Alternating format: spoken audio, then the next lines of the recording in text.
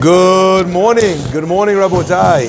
Welcome to Breakfast in the Class. Breakfast in the Class today is sponsored and dedicated in honor of the birth of twin boys. And also to Shiva and Orion Barzilai. May they grow to be leaders of their generation. Torah and Mitzvah Mazal Tov from the Hurizadeh family. Azako Baruch, also dedicated for the complete Refuah Shlema of Chana Bat Tzimah and Eliyahu Shimon Ben Mazal Fortuné. Also dedicated, loving memory, L'Nishmat Asher Ben Mashallah. The loss is something that is felt not just by his family, many others as well. He dedicated his life to his kahal, and he will truly be missed. May Hashem bless his family with nechama during this difficult time. Sponsored by his loving grandchildren, Daniela, Asal, and Joey Zagi. Also, my friends, the week of Kobru is dedicated and sponsored by David E. Ash in honor of you and your substantial capacity to do good today and every day. Let us begin.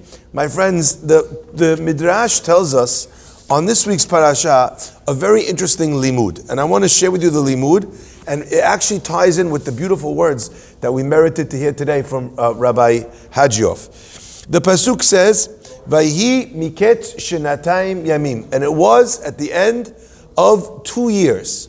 So 2 years go by with Yosef in prison. And we know he's already been in prison, either for 10 or 11 years. Machloket if he was there for 12 or 13 years. But he's already been in prison for a very long time. But the pasuk over here says, and it was at the end of 2 years. The Midrash says, Ashrei HaGever, Asher Sam Ba'Hashem Miftacho. Praiseworthy is someone who places his trust in HaKadosh Baruch Hu. Ze Yosef, this refers to Yosef. Who is a person who has great bitachon? Yosef. Ashrei HaGever, Asher Sam Ba'Hashem Miftacho. But then the second part of the pasuk continues, Ve'lo pana el re'avim, and he did not turn to powerful, to wealthy people. Al yedei she'amar l'sara mashkim, because Yosef said to the Sara Mashkim, the minister of the butler interior, okay, the guy who poured the wine and the tequila and the whiskey for Paro, because he told him, remember me to Paro, make sure you tell him to bring me out of prison. Zichartani vehizkartani, he says it 2 times. Hitvasfu lo shte shanim, they added to his prison sentence an extra 2 years. That's what the Midrash says. So because Yosef said, remember me 2 times, therefore he was punished that he had 2 more years in prison. He didn't have full emunah. Now, all of the commentators asked the same question. I could handle the first part of this pasuk with its midrash, or the second part of the pasuk with its midrash, but I can't handle them both together. Let's review. The first part of the pasuk is praiseworthy as someone who has trust in Hashem. Who is that? Yosef. Second part of the pasuk, V'lo panah re'avim, we did not turn to people in power to be able to get him out of the logjam. Who is that? Also Yosef. Because he asked 2 times, remember me. That was enough that it was added for him 2 more years. Now, how could those things both be simultaneously true? So the Bet HaLevi writes an amazing idea. And really, I want to start with this concept with you today. He says as follows. He says, most people who live in this world, who have emunah, also have an obligation to do everything in their power to try and bring about the hishtadlut, to try and bring about the outcome that they need through natural means, whatever they can do. So as an example, you have a person who's hard at work. Does that mean that he does not have emunah? He should sit home and say, God could send me a lottery ticket? Of course not. That's not how the world works. A person has an obligation to do their part, to do hishtadlut, to whatever degree they can. In fact, to do as much as they can. So what in the world is going on over here that Yosef said, he requested, Zichartani, remember me, Vehizkartani. He says it a second time, and that's enough to punish Yosef? What's going on? So I want to share with you this idea because I think it's really powerful. The Bet HaLevi takes an approach on this, and he says as follows. He says, no, actually that's precisely what the Midrash is telling you. Yosef HaTzadik, who is he? Ashrei HaGever Asher Sam Hashem Eftacho. He's a person who places his complete trust in God. So for someone of that level of bitachon, velo panai rehavim, he should not have turned to the Sar HaMashkim. For you and me, we have an obligation to go above and beyond. You know why? Because our emunah is not there. So therefore, what do we have to do? We have to do more ishtadlut. We have to do more efforts. We have to do perhaps even max efforts because our emunah is really not there. So since the emunah is not there, HaKadosh Baruch Hu is not going to do extra miracles on that level for us, right? So therefore, we have to do more of our part. That's the idea that Bet HaLevi illustrates. However, for someone of Yosef HaTzadik's caliber, he was someone who had true emunah, so for him, it was inappropriate to rely so much on these people. Panai Rehavim, it didn't make sense. Let me give you an example about what this looks like. I want you to imagine a person flies in all the way from Eretz Israel, comes with a very difficult medical case to one of the universities here to one of the hospitals here in New York City. He doesn't have insurance. He doesn't have a dime to pay. He walks inside the hospital. He says, please show me where the children's ward is. They show him the children's ward. He walks in. He sees the doctor sitting there in a meeting in one of the rooms. He knocks on the door and he says, I'm so sorry to disturb. Please forgive me. I know that this is not appropriate. He throws himself down on his hands and knees. And he says, please doctors, my son is suffering from a difficult ailment. No one in the world knows how to do the procedure, but they tell me they could do it in this hospital. I have no money to pay. I have no insurance. All I know is that my son, if you don't treat him, is going to die. Please. He looks at the first doctor, the head of the department. The doctor says, I'm really sorry. My caseload is filled with people who've flown in from around the world. Every single slot I have for surgery is taken from now till 3 months. The man says, doctor, my son's not going to make it 3 months. Doctor says, well, maybe you could go to the second best doctor in the hospital. Turns out, no, I'm completely packed. 3, 4, 5. Finally, he gets to the doctor who's not even a doctor. They're a physician's assistant. They never did the surgery before, but they've sat in on the surgery. And the doctor says, listen, I've never done it.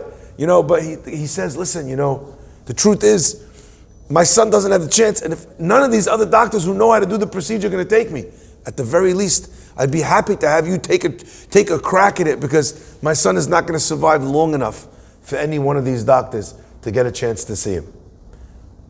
Okay. Anyway, while the man is sitting there shaking hands, signing contracts with this PA, all of a sudden, there's another knock at the door. And the man walks in, and the man says, I want to know when my son is going to go in for surgery. And the doctor says, well, what disease does he have? And this man says, well, he has this and this disease. And the doctor says, I'll see you immediately. The head doctor, I'll see you immediately. The guy's almost finished signing with the PA, turns around with he's so much anger in his face. I don't understand. I just came in. I asked you for the same thing for my kid. And he starts yelling and screaming and he's angry till they have to call security. Anyway, as the security is taking him away, he says to the doctor, don't you have anything to say for yourself? The doctor says, anything to say for myself? This man is a patient of mine already for 10 years. I've been working with his kid, giving them medication. The surgery was scheduled 3 years ago. We've done all of the prep. His appointment was scheduled for today. They flew in from the other side of the world. Everything, every document, every scan, every test, every blood test is already in the system. My surgery room is prepped for him already for 6 months. How in the world are you comparing yourself to him? My friends, that's Yosef HaTzadik. You look at a person like this, all of us, and we're saying, can't believe it. Yosef HaTzadik asks 2 times, and it's seen as a negative thing. Surely you have to do much more. If you're a person who doesn't have an appointment, who has no prior relationship, who doesn't know the doctor, who hasn't done all the tests, who hasn't done all the work, who hasn't signed all the papers, who hasn't made the investment all these years, who hasn't paid for insurance. Yeah. Then you need to get on your hands and knees, and maybe, just maybe, the smallest of the doctors will do something for you. But the person who did everything, Yosef HaTzadik, has done everything. Could you imagine that guy walking in and saying, listen, guys, if any one of you is willing to take the case, I'd be perfectly happy. Look, I know you're probably very busy, and you, but maybe you. The guy's like, are you joking? 10 years we've been working towards this day. My friends, Emunah is not Johnny come lately. Emunah is not something you have in an instant, in a given situation. Emunah is a bank account that you make tiny deposits in for decades, generations. And I would even say, as my friend Nathan always likes to point out, in the epigenetics, it's not something that begins with you.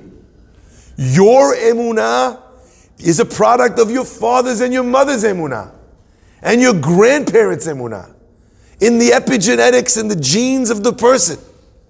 What do we say? Anachnu ma'aminim b'nei ma'aminim. We are believers, the sons of believers. What does it matter that you're the son of a believer? David HaMelech says, Ani avdecha, I am your servant, God.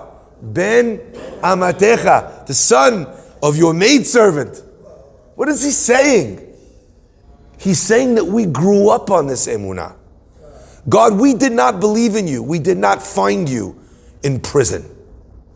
We did not see the light in the bottom of a dark pit.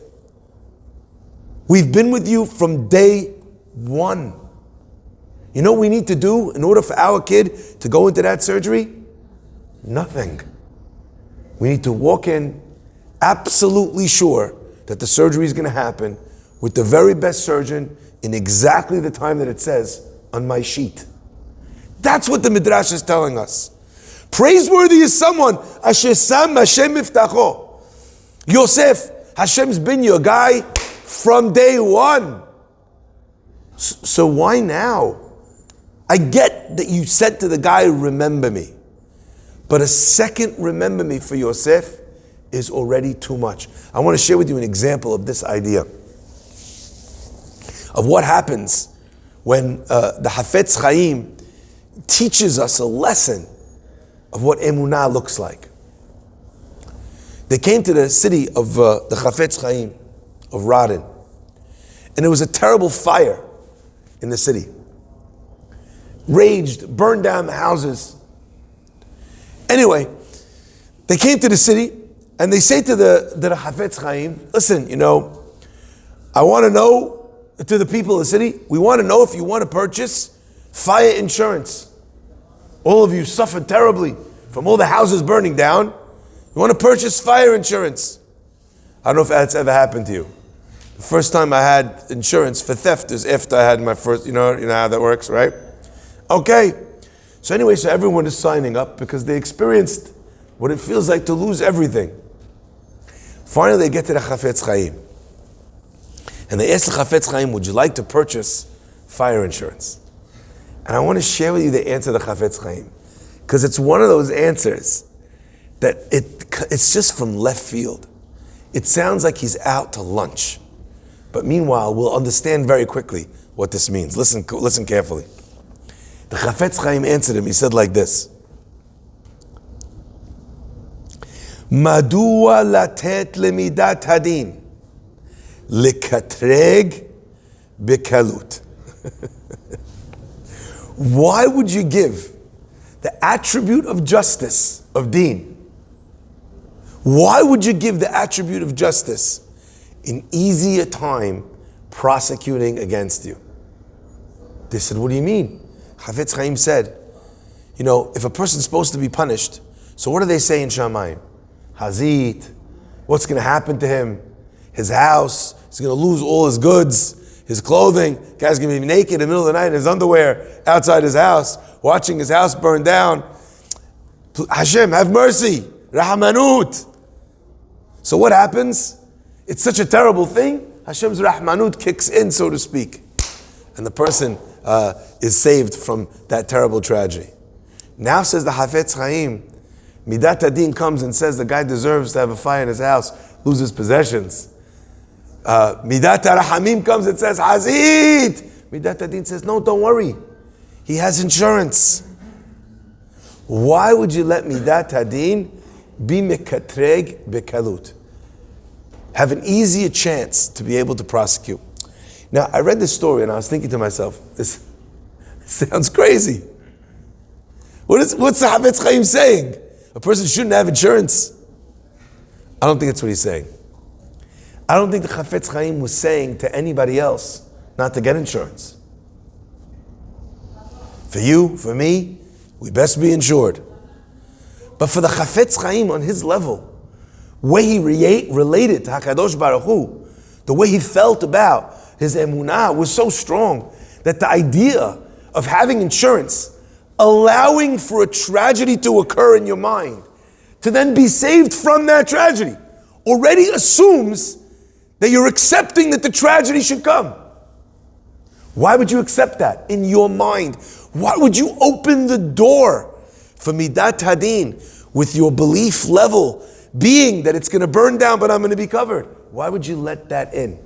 They say about the Brisker Rav that when they were bombing Jerusalem in the war, so everyone was begging him, come downstairs to the bomb shelter. He said, why? I'm tired, I'm going to sleep, I'll be in my bed. They said, come downstairs. Finally, the whole family's driving him crazy. He goes downstairs to the bomb shelter. As they get to the bomb shelter, what do they hear? Boom. They come upstairs, a bomb is falling on the roof collapses in, falls on the bed is broken. Anyway, the family members say, look, you see? The Brisker Rav turns to the family members and he says, you owe me the price of the bed. They said, what? Why? He said, the only reason why my bed was destroyed was because you managed to convince me not to lie in it. My friends, if I said that story, take me immediately to a mental health care facility. Immediately. Do not pass go. Do not collect $200. Directly to the padded room. You know why? Because I'm not the Ashrei Hagever Asher Sam Hashem Miftacho. That's not me. I'm not that. So therefore, for me to even think that way, but for the Brisker Rav, a person who lived with complete emunah, the way he understood the world was as a direct correlation between the way God took care of him and the way he believed in the God that would take care of him. What a fascinating insight into emunah, into the mechanics between these two things. There was a sofer living in Eretz Israel, and he was someone who studied Torah, and on the side he would write Sifrei Torah, Tefillin, Mezuzot. Anyway, the prices of Sifrei Torah, Tefillin, Mezuzot was going up and up, and they started seeing that the orders were coming down. People no more could they afford to be able to spend all this kind of money on buying a Sefer Torah, Tefillin, Mezuzot. People were purchasing less. The guy saw his parnasah go down, so he thought to himself, you know what, maybe I should increase the writing hours, take off an extra hour or two from my learning and write more. That way I'll be able to make more of a parnasah. I'll be able to sell more goods at a lower price. And then I'll lower my price, I'll write more. And you know what, I'll learn a little bit less Torah. Anyway, his rabbi said, whatever you think you should do, you should do. He says, but before you do, study the Sefer of the Bet HaLevi, of Chovot HaLevavot, of Shara Bitachon, etc., etc. Anyway, the guy sits there, he studies, he's thinking, until finally he realizes, he says, you know what?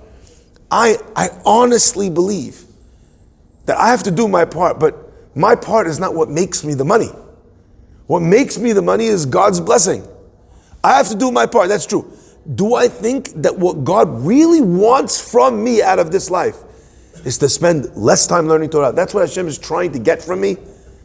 Listen, look, I would love to give you parnasah. There's only one thing I'm asking of you. Please study less Torah. Could you imagine God saying that sentence? Study less Torah. So says Hashem your Lord. Is that what God's message is to me? He said it can't be. So you know what I'm going to do, he said? Not only am I going to carry on learning, he said, but just to illustrate it, I'm going to add an extra half hour of learning. I'm going to write 30 minutes less a day. But with real emunah, he did it in a genuine way. He sat down, he studied, he looked at himself honestly in the mirror. And he started learning 30 minutes, started writing 30 minutes a day less. 2 days after he started this new project, he gets a phone call. Guy calls him from America. He says, listen, I hear that you're a sofer, but not only do you write Sefrei Torah, Tefillin and Mezuzot, you're an unbelievable Talmid Chacham. You spend your days immersed in Torah and Ma'asim Tovim. I don't want a regular sofer. Now, I don't know if you know this. You got to get the joke. In Hebrew, you know what you call a person who writes Sefrei Torah, Tefillin and Mezuzot? You call him sofer stam. He says, Ani lo rotzeh stam sofer stam. I don't want just any scribe of ordinary sofer of that writes Sefrei Torah. I want a sofer who's not stam. I want a sofer who studies Torah. And he says, and I heard about you, that you take your learning very seriously. I want to pay top dollar for a Sefer Torah. You know how much a Sefer Torah costs to write, especially by a sofer. So he paid him triple the price that he would pay for a Sefer Torah, that he would get for it in Israel. He would pay for him to write it for it in America. And the guy was able to sit and learn Torah uninterrupted, properly in the right way. My friends, I want to say something, and I want to say it very clearly. I do not think that the reason why the guy got this job, triple net, is because he was learning more Torah. I don't think that that's the case. I think that it was his emunah that was being tested. But the Torah was the way he was illustrating his emunah. That extra half hour of Torah, the guy's learning so many hours a day. If 4 hours, 5 hours didn't get him the beracha, what, the extra 30 minutes, that's what clinched it? That's not the point.